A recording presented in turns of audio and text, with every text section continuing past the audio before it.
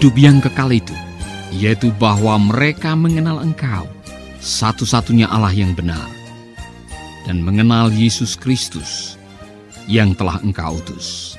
Bersama saya Paulus Wiratno dalam acara Making Life Better. Saudara pendengar, hati saya penuh dengan sukacita manakala mempersiapkan Making Life Better seri yang satu ini, mengenal salib Kristus. Sebagai orang yang mengaku pengikut Kristus, sudah selayaknya jika kita memahami, mendalami, dan juga bahkan mengalami apa artinya salib. Sebab jika saudara tidak pernah mengalami salib Kristus, saudara tidak akan pernah memahami apa artinya menjadi pengikut Kristus. Ada sebuah contoh yang pernah saya baca dari bukunya Bapak Caesar Castellanos. Ibu Claudia Castellanos berkumpul bersama kelompok 12-nya. Ia mengajarkan kepada mereka bahwa pewahyuan tentang salib adalah satu-satunya dasar yang benar bagi pemuritan yang mereka lakukan. Dengan menggunakan ayat di atas yang baru saya bacakan, ia meminta kepada para wanita yang ia pimpin untuk berdoa supaya Tuhan memberikan kepada tiap-tiap mereka pewahyuan tentang salib. Ibu Claudia pun berdoa untuk dirinya sendiri. Tuhan, berikanlah aku pewahyuan tentang salib. Dan sesudah mengucapkan doa yang singkat ini, ia mendapati dirinya masuk ke dalam pengalaman yang luar biasa yang pernah ia alami di dalam hidupnya. Allah membawa rohnya kepada saat ketika Yesus disalibkan. Ia benar-benar dapat merasakan apa yang dirasakan Yesus ketika tergantung di atas kayu salib. Di saat yang bersamaan, mata rohaninya dibukakan sehingga ia mampu melihat kegelapan rohani yang menyelubungi bumi pada saat Yesus menghadapi kematian. Saudaraku, sama seperti yang dialami oleh Ibu Claudia, salib haruslah menjadi rema, menjadi firman yang hidup, mendarah daging, menjadi bagian internal dalam kehidupan rohani kita. Mengenal Yesus berarti mengalami pewahyuan tentang salib. Memahami kuasa Allah di dalam penderitaan yang dialami Yesus demi menebus kita. Tujuan dari setiap orang percaya haruslah mengalami salib melalui iman dan memahami penderitaan yang dialami Yesus bagi kita. Kita harus meminta Allah untuk mengizinkan kita merasakan apa yang Yesus rasakan. Karena jika kita disatukan dengannya di dalam kematiannya, maka kita pun akan disatukan dengannya di dalam kebangkitannya. Itulah yang pernah diucapkan oleh Rasul Paulus. Sehingga salah satu keinginannya ialah, yang ku kehendaki ialah mengenal Kristus di dalam kematiannya dan penderitaannya. Saudaraku, ketika Rasul Paulus mengucapkan kalimat itu, dia benar-benar ingin mengalami salib. Karena salib punya kekuatan yang luar biasa. Itulah sebabnya di dalam seri mengalami salib ini, saya ingin mengajak semua pendengar Making Life Better untuk benar-benar memahami, bukan hanya menjadikan salib sebagai aksesoris, penghias muka, penghias tubuh, penghias ruang makan, penghias ruang tamu, atau penghias mobil saudara. Tetapi salib harus menjadi pengalaman dalam hidup. Kemanapun kita pergi, kita mengalami kuasa salib. Dan di dalam kuasa salib itu ada kemenangan yang luar biasa yang kita perlukan dalam kehidupan sehari-hari. Saudaraku, mari kita akan merenungkan tentang mujizat salib. Mengalami salib melalui pewahyuan adalah sebuah mujizat. Tuhan membawa roh kita secara langsung kepada saat-saat ketika Dia mengalami penderitaan yang paling hebat dan mengizinkan kita untuk disatukan dengannya. Sesudah mendapatkan pengalaman ini, barulah Anda akan memperoleh kemampuan untuk memimpin orang lain agar menerima pewahyuan tentang salib. Sadarilah bahwa Yesus mati bukan supaya Dia dikagumi sebagai seorang martir atau sebagai seorang pahlawan. Saudaraku, Dia disalibkan, Dia mati dengan mengenaskan seperti itu, supaya kita mendapatkan belas kasihan, supaya kita mendapatkan kasih karunia. Oleh karena itu, marilah kita belajar daripadanya. Yesus melakukan itu bagi saudara dan saya, mengambil tempat bagi kita di dalam penderitaan dan kematian, semata-mata oleh karena dosa kita. Dia memikul segala kelemahan kita pada pundaknya di atas kayu salib, demi menghapuskan utang dosa kita di hadapan Allah. Orang yang memahami pewahyuan tentang salib akan merasa bahwa kematian Yesus adalah juga kematiannya. Itu artinya kita pun akan merasakan kesakitan yang dia rasakan. Dan kita dimampukan untuk berkata, aku merasakan luka dan penderitaan yang sama dengan Yesus, seolah-olah aku sendiri yang disalibkan. Pada waktu Ibu Claudia mendapatkan pewahyuan tentang salib, dan secara supranatural dibawa ke tempat penyaliban, Allah menyingkirkan selubung dari matanya dan menyingkapkan penderitaan Yesus kepadanya, sama seperti yang Tuhan izinkan untuk dialami oleh Daud pada saat ia mengalami perjumpaan dengannya, seperti yang tertulis di dalam Mazmur pasal 22. Saudaraku, meskipun penderitaan Yesus terjadi ribuan tahun sesudah Daud mati, namun Roh Kudus membawa roh Daud melewati batas waktu dan mengizinkannya untuk mengalami apa yang akan dirasakan oleh Yesus di kemudian hari. Kita membaca tentang luka dan penderitaan yang dialami Yesus di kayu salib, dijabarkan dengan sangat jelas di dalam Mazmur pasal 22 ayat yang kedua, ketika Allah mengatakan melalui Mazmur, Allahku, Allahku. Kita membaca tentang luka dan penderitaan yang dialami Yesus di kayu salib, dijabarkan dengan sangat jelas di dalam Mazmur 22 ayat 2, yang mengatakan seperti ini, Allahku, Allahku, mengapa engkau meninggalkan aku? Aku berseru, tetapi engkau tetap jauh dan tidak menolong aku. Allahku, aku berseru-seru pada waktu siang, tetapi engkau tidak menjawab, dan pada waktu malam, tetapi tidak juga aku tenang. Saudaraku, Ibu Claudia dapat merasakan penderitaan yang dialami Yesus, seperti yang telah saya katakan sebelumnya.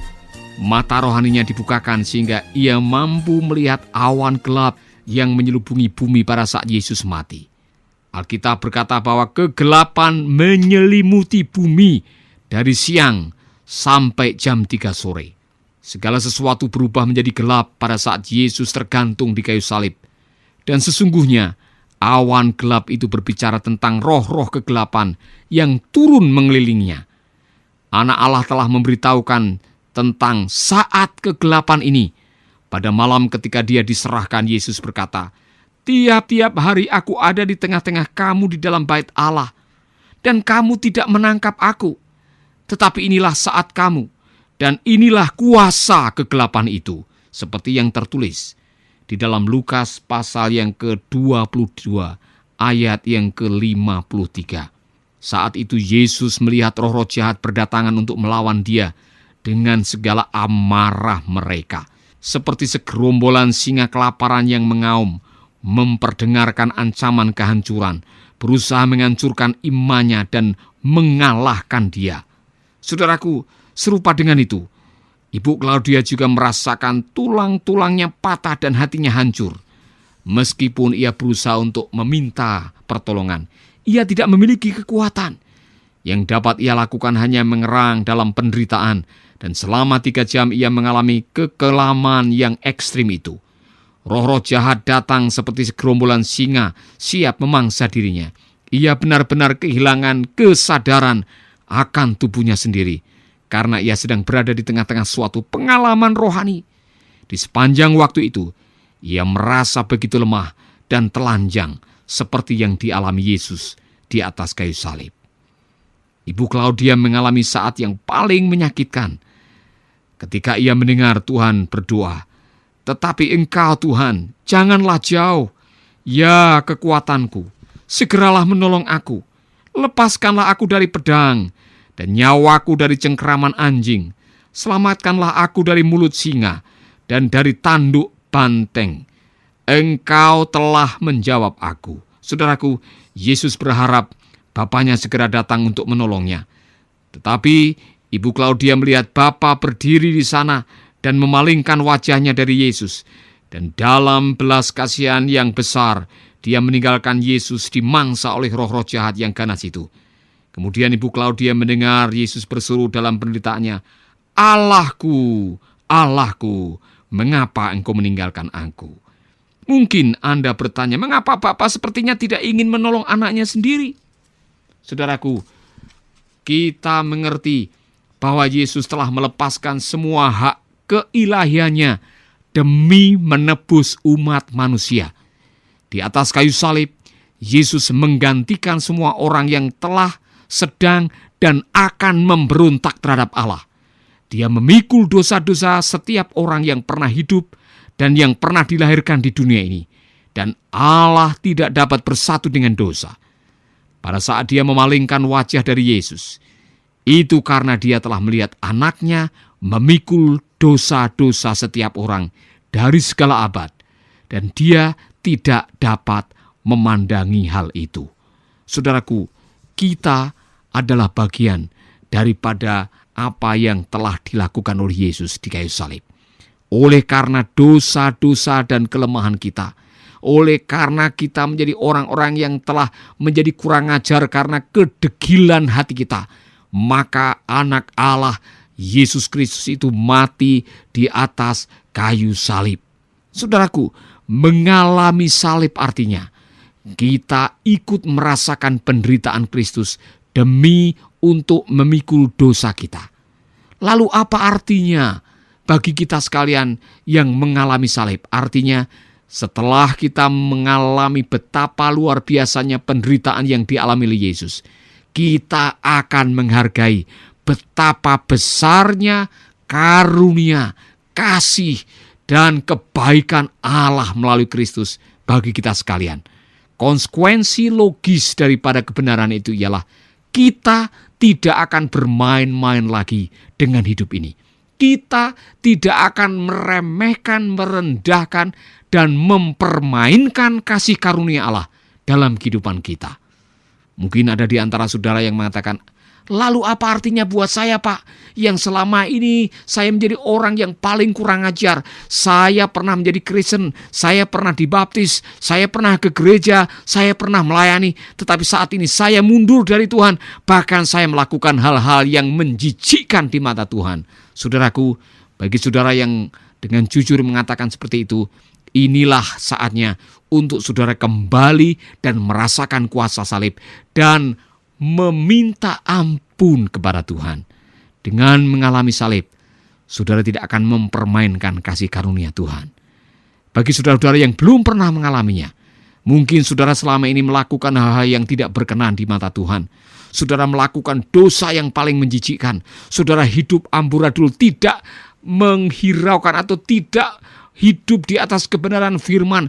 Bahkan saudara telah melakukan hal yang paling jahat di mata Tuhan dan di mata manusia. Dan saudara merasa seperti manusia yang kotor dan tidak layak untuk datang kepada Tuhan.